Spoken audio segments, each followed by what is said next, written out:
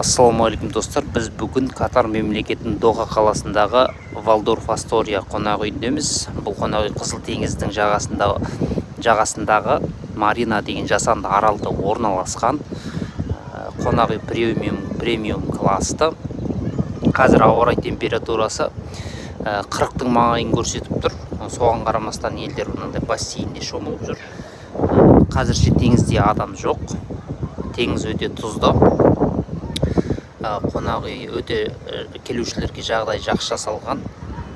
Демалатын аймағы жақсы, сервисі жоғары. 3 ресторан келушілерге жұмыс істейді. Жоғарыда ересектерге арналған түнгі клубы мен демалыс аймағы орналасқан. Мына жақта осындай шағын пляжы да бар. 18-тен жоғары адамдарға, одан кейін мындай балаларға арналған детский зонасы бар.